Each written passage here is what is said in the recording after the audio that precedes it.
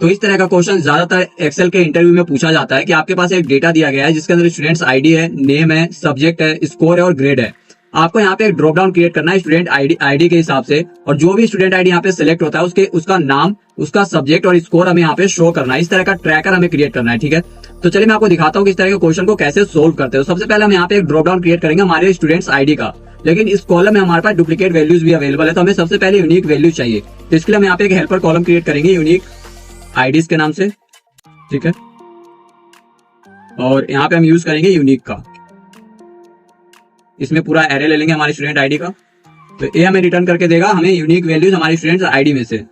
जैसा कि आप देख सकते हैं हमारे पास थ्री स्टूडेंट्स आईडी यहाँ पे अवेलेबल है। अब हम यहाँ पे ड्रॉप डाउन क्रिएट करेंगे हमारे स्टूडेंट्स आईडी का। तो इसके लिए हम सबसे पहले डेटा में जाएंगे और डेटा वैलिडेशन पे क्लिक करेंगे, ठीक है। जैसे आप डेटा वैलिडेशन पे क्लिक करते हैं इस तरह का पॉपअप आपके सामने शो होगा। अलाउ में आपको लिस्ट सेलेक्ट करना है, ठीक है। और सोर्स में आपको वो कॉलम देना जो हमने अभी क्रिएट किया था यहाँ से, जिसका हमें ड्रॉप डाउन क्रिएट करना है, ठीक है। और ओके पे क्लिक कर देंगे। ओके पे क्लिक करते हैं यहाँ पे हमारे पास ड्रॉप डाउन क्रिएट हो जाएगा हमारे स्टूडेंट्स आईडी का। इसमें से कुछ भी सिलेक्ट कर सकते हैं, जैसे मैंने S002 यहाँ पे सिलेक्ट किया है। अब मैं चाहता हूँ कि जो भी यहाँ पे स्टूडेंट आईडी सिलेक्ट होता है उसके हिसाब से यहाँ पे हमें नाम शो होना चाहिए उस स्टूडेंट का। तो इसके लिए हम यहाँ पे एक्स लुकअप का यूज करेंगे, ठीक है। एक्स लुकअप हमने यहाँ पे लिखा। लुकअप वैल्यू में हम स्टूडेंट्स आईडी ले लेंगे जो हमने यहाँ पे क्रिएट किया है, जो सिलेक्ट किया होंगे। लुकअप एरे में हम यहाँ से स्टूडेंट आईडी का कॉलम ले लेंगे, ठीक है। रिटर्न एरे में जो भी हमें यहाँ से चाहिए, यानी हमें नाम चाहिए रिटर्न में, तो हमें नाम ले लेते हैं। और अगर हमें वो कुछ भी यहाँ पे नहीं मिलता है तो हम यहाँ लिख देते हैं नोट फाउंड, ठीक है। और इसे क्लोज कर देते हैं। तो हमें यहाँ पे स्टूडेंट्स आईडी के हिसाब से यहाँ पे नाम शो हो गया। अगर आप यहाँ पे चेंज करते हैं, मान लीजिए हम S003 लेते हैं तो इसका नाम आमिर है, यहाँ पे शो हो गया है। अब हमें चाहिए कि जो भी आप स्टूडेंट आईडी सेलेक्ट होता है तो उसका सब्जेक्ट और स्कोर भी हमें यहाँ शो होना चाहिए। तो इसके लिए हम यहाँ पे फिल्टर का यूज करेंगे, ठीक है। फिल्टर हमने यूज किया।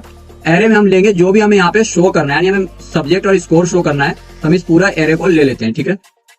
इंक्लूड में हमें जो इंक्लूड करना है वो शो करना है, यानी हमें स्टूडेंट आईडी के हिसाब से देखना है। तो सबसे पहले हम यहाँ पे स्टूडेंट आईडी का कॉलम लेंगे, इक्वल टू में हम लगा देंगे S003, जो भी यहाँ पे सिलेक्ट हुआ रहेगा स्टूडेंट आईडी वो, ठीक है।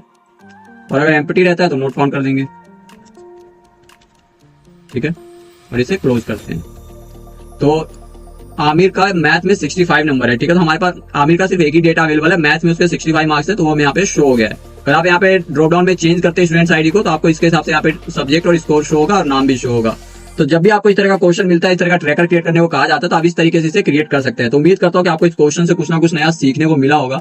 अगर मिला है तो इस वीडियो को लाइक कीजिएगा, शेयर कीजिएगा ऐसे दोस्तों के साथ जिन्हें एक्सेल में थोड़ी बहुत प्रॉब्लम होती है, वो क्वेश्चन सोल्व नहीं कर पाते हैं। और मैं मिलता हूँ आपसे नेक्स्ट वीडियो में अगले सॉल्यूशन, अगले प्रॉब्लम के साथ। तब तक के लिए गुड बाय।